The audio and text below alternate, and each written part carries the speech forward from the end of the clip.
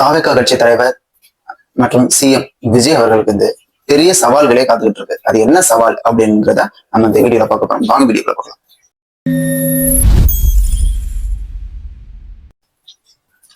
விஜய் அவர்கள் இப்போ அவர் கட்சி ஆட்சி அமைச்சு ஒரு 18 நாட்கள் 20 டேஸ்க்குள்ள தான் இருக்கும்.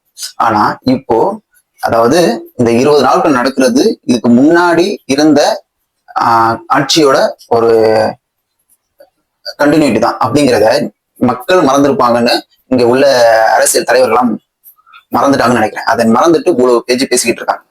விஜய் அவர்கள் இதை பத்தி எந்த ஒரு விஷயமே அவர் வாய் திறக்கல. அவர் வந்து என்னென்ன விஷயங்கள் நம்ம இம்ப்ளிமெண்ட் பண்ணணும், என்னென்ன விஷயங்கள் பண்ணணும் அப்படிங்கிற விஷயத்த அவர் வந்து அந்த நிர்வாகத்துல ரொம்ப கான்சென்ட்ரேஷன் பண்ணி இந்த எல்லா விஷயத்தையும் பண்ணிட்டு இருக்காரு.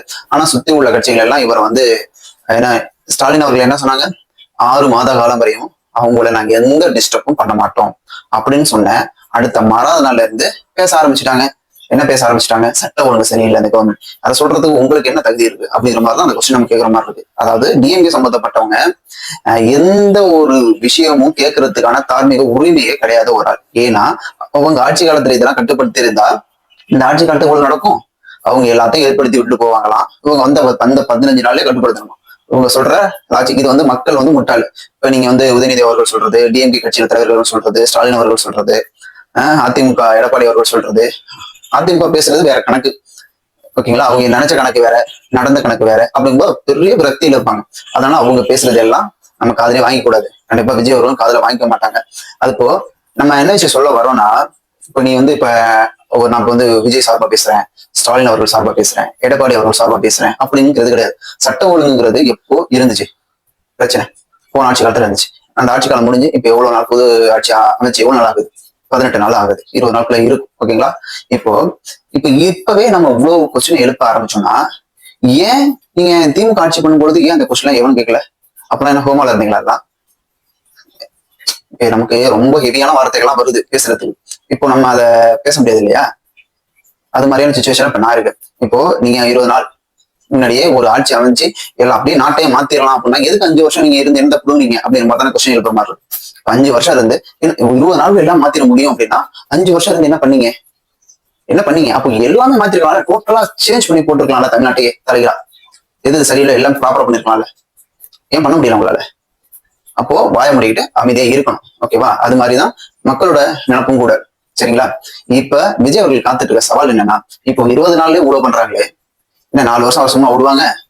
இன்னொரு விஷயம் என்னன்னா, டிஎம்கே அரசாங்கம் இருக்கும்போது மீடியாவை அப்படியே சுத்தி வளர்ச்சி இருக்க கட்டி போட்டு வச்சிருந்தா டிஎம்கே. ஏன்னா பேசினா அது வந்து அவைக்கு எகேன்ஸ்டா பேசணும், இல்லைன்னா பேசக்கூடாது. திமுகவுக்கு எதிராக உள்ள எந்த ஒரு குற்றங்களையும் சொல்லக்கூடாது, எந்த ஒரு நெகட்டிவான விஷயம் வரக்கூடாது. விஜய்க்கு ஒரு விவாகரத்து விஷயம் வந்துச்சு, அது பெரிய பூதாகரமா பேசி எல்லா சேனலும் ஏதோ இருக்கிறதே உலகத்துல முக்கியமான விஷயம் அதுதாங்கிற மாதிரி ஹெட்லைன் ஒரு தலைப்பு செய்தி போட்டுட்டு இருந்தாங்க. ஆனா அங்கிட்ட ஒரு பாலியல் வன்முறை நடக்கும், அங்க நிறைய குற்றங்கள் நடக்கும், நிறைய கொலை நடக்கும். அந்த விஷயங்கள்லாம் அந்த டிவி சேனலுக்கு தெரியாது. அது மாதிரி இருந்த சேனல்லாம் இப்போ விஜய் அவர்கள் வந்து அமைதியா பாத்துக்கிட்டு இருக்காங்க. சரி, நீங்க போன ஆட்சிகள் என்ன பண்ணீங்க, இப்ப பண்றீங்க நான் பாக்குறேன் அப்படிங்கிற மாதிரி அவர் பாத்துட்டு இருக்காரு. ஆனா அதுக்குமே ஒரு பிளான் வச்சிருப்பாரு. அதுக்குமே கொஞ்சம் காலம் எடுக்க வேண்டாம். இப்ப என்ன பண்ணிட்டு இருக்காங்க, இப்போ வந்து நேர்மையா செயல்படுறாங்க இந்த மெயின் ஸ்ட்ரீம் மீடியா எல்லாம். ஓகேவா, இது மாதிரியான சவால்களை விஜய் அவர்கள் எதிர்கொள்ள வேண்டியது இருக்கு. விஜய் அவர்கள் எந்த ஊடகத்தையும் முடுக்கிற இடத்துல அவர் போக மாட்டார் ஆக்சுவலா சொல்ல போனா. ஆனா சில ரெஸ்ட்ரிக்ஷன் கொடுக்கறதுக்கான வாய்ப்புகள் இருக்கு. அதாவது தலைவர்களை அவர் சமாளிக்கிறதுல சவால்களை சந்திக்கிற மாதிரி இருக்கும். மீடியாக்கள் பெரிய சவால்களை கொடுக்கும். இப்ப சோசியல் மீடியாஸ் வந்து விஜய் அவர்களுக்கு இப்ப முதல்வர் அவருக்கு நிறைய கை கொடுத்து சோசியல் மீடியா தான். இப்ப அவருக்கே சில விஷயங்கள் வந்து எதிர்வினை வர்றதுக்கான வாய்ப்புகள் நிறைய இருக்கு. இப்ப அதை அவர் எப்படி ஹேண்டில் பண்ண போறாங்கிறத நம்ம பொறுத்து பார்க்கணும். ஏன்னா சோசியல் மீடியாவில் தான் நிறைய விஷயங்கள் வந்து விஜய் அவர்களுக்கு எதிராக நிறைய விஷயங்கள் வந்து வந்துகிட்டே இருக்கு. அப்படிங்கும் பொழுது அதை எப்படி ஹேண்டில் பண்ண போறாங்க அப்படிங்கிறதையும் பெரிய சவாலா இருக்கு அவருக்கு. இப்போ முக்கியமானது வந்து இடைத்தேர்தல். 4 எம்எல்ஏக்கள் வந்து ராஜினாமா பண்ணியிருக்காங்க. 1 திருச்சி கிழக்கு.